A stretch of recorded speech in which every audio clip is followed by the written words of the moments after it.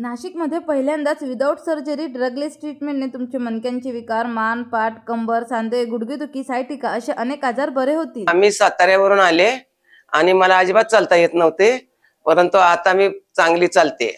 यांच्याकडे स्ट्रेचरवर आलेले पेशंट स्वतःच्या पायावर चालतच घरी जातात, तेही कोणत्याही सर्जरी शिवाय. होय नाशिककर, पुण्यातील नामांकित कबीरबाग संजीवन योग उपचार आता नाशिकमध्ये. ही ट्रीटमेंट 6 वर्षापासून देत आहे योग वैद्यक अभिषेक जुन्नरकर सर. त्यांनी कबीरबाग पुणेमधून हे शिक्षण पूर्ण केले असून त्यांना तब्बल 10 वर्षाचा अनुभव देखील आहे.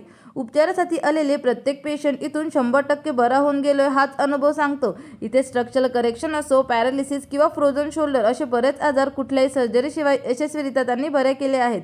इथली ट्रीटमेंटसुद्धा लेस एक्सपेन्सिव्ह अशीच आहे.